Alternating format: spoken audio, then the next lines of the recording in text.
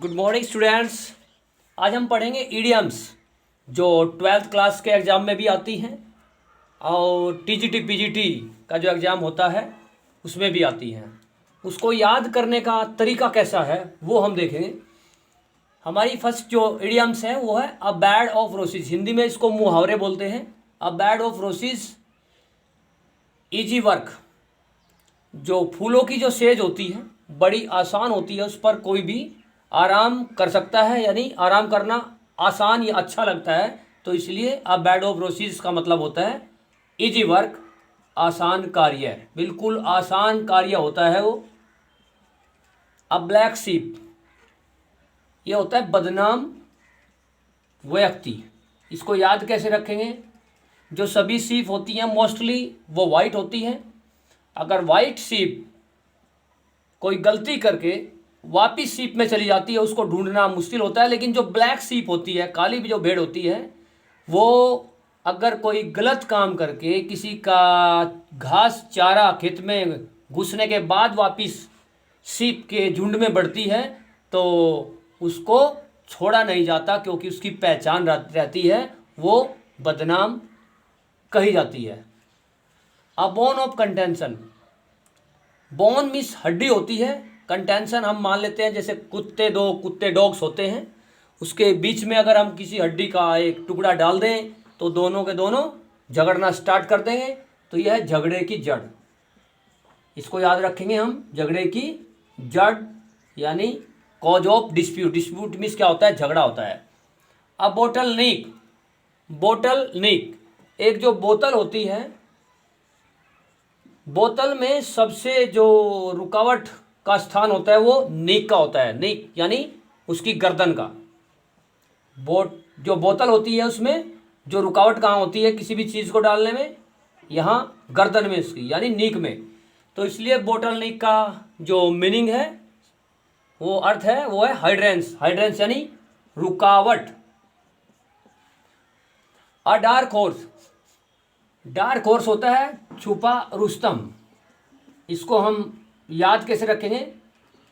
याद रखने का जो तरीका है वो है, जो अगर हम हॉर्स की रेस कराते हैं सभी घोड़ों के, सभी रंग वाले घोड़ों की, तो क्या होता है, जो शाम का जब समय हो जाता है तो सभी घोड़े हमें चमकते दिखाई देंगे शाम के टाइम, लेकिन जो डार्क हॉर्स होता है, काले रंग का घोड़ा होता है, वो छिप जाता है। वो हमें जब शाम का समय होता है वो हमें दिखाई नहीं देगा, यानी वो छिप जाता है। शाम का जो कलर होता है, डार्क हॉर्स का जो रंग होता है। इसलिए डार्क हॉर्स जो मुहावरा है वो इसकी हिंदी है मैन ऑफ एक्स्ट्रा ऑर्डिनरी, यानी छिपा Rustam.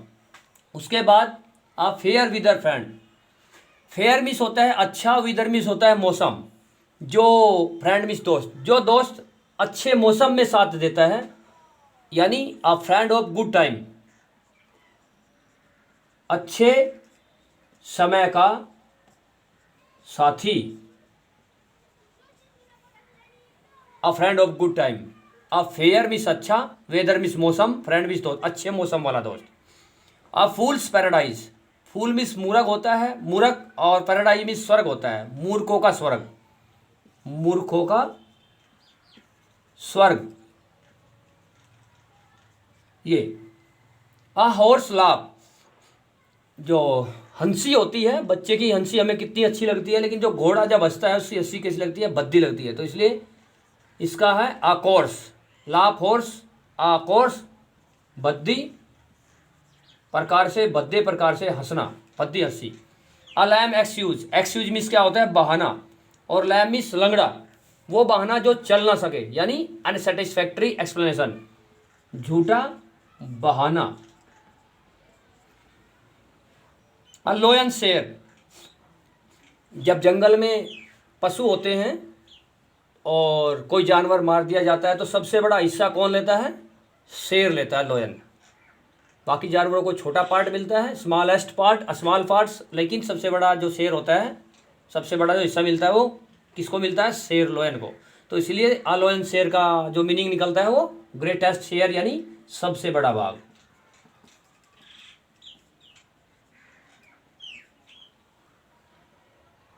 A man of letters, man miss आदमी, ऑफ लेटर्स मिस शब्दों वाला, यानी ऐसा आदमी जिसके पास शब्दों की कोई सीमा नहीं है, शब्द असीम शब्द हो, उसका है एक प्रख्यात लेखक। किसके पास शब्द होते हैं? लेखक के। A man of Astra, Astra miss होता है तिनका, कमजोर तिनका, और मैन आदमी, कमजोर तिनके की तरह वाला आदमी, यानी कमजोर आदमी।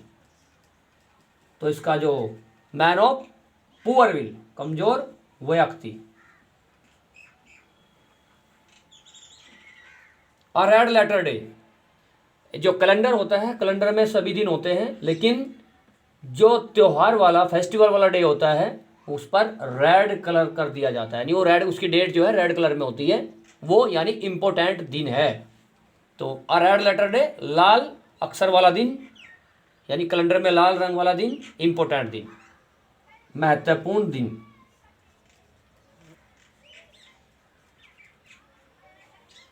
स्क्वायर डील, स्क्वायर किसको बोलते हैं? जिसके चारों जो साइड्स होती हैं इक्वल होती हैं, किसी में कोई छोटा बड़ा ना हो, तो स्क्वायर मिस होता है एक समान, डील मिस व्यवहार, यानी अच्छा व्यवहार।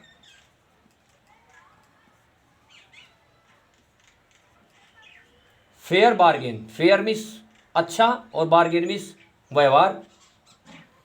अ स्क्वायर मील, स्क्वायर मिस वही जो चारों तरफ से बराबर हो, कोई मिलावट ना हो, बराबर हो, और मील मिस भोजन, यानी अच्छा और आनंददायक, सेटिस्फाइंग मील, संतोषजनक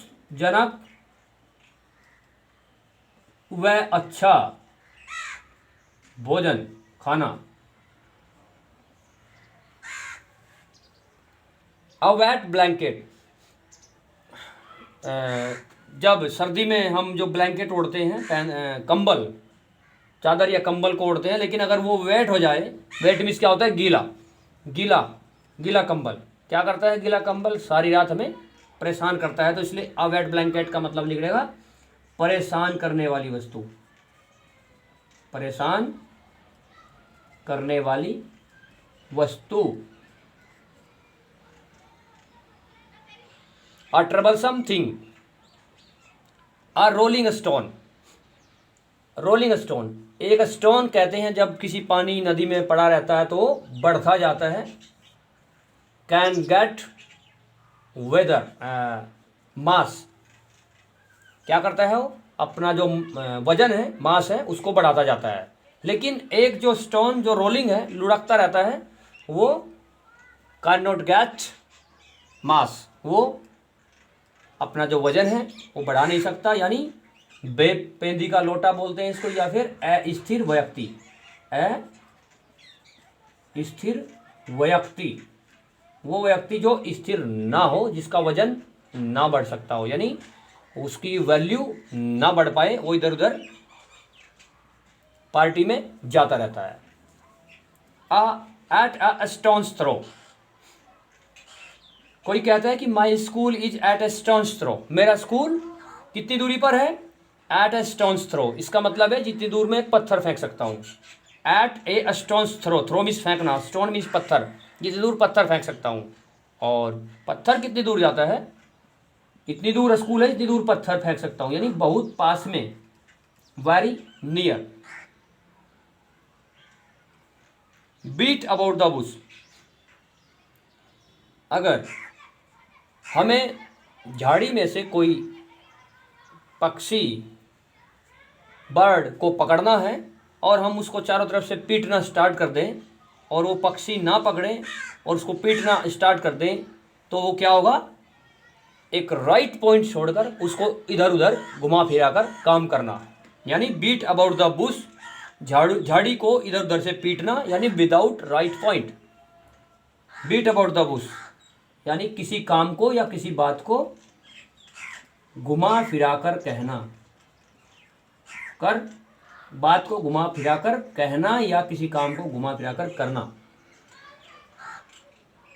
लास्ट है birds of a same feather, birds of A same feather, ऐसी बर्ड्स जिनके सेम फीदर हो, फीदर मीन्स पंख, सेम पंखों वाले जो पक्षी होते हैं, बर्ड्स मीन्स पक्षी, सेम पंखों वाले, वो एक ही नेचर के, एक ही प्रकृति के होते हैं। यानी birds of A same feather का मतलब है एक ही थैली के चट्टे बट्टे, यानी एक जैसे। हैविंग सेम नेचर, समान प्रकृति के, समान स्वभाव वाले, इसका मतलब होगा birds of A same feather. ये एक इनको याद रखने का एक तरीका आपको बताया गया।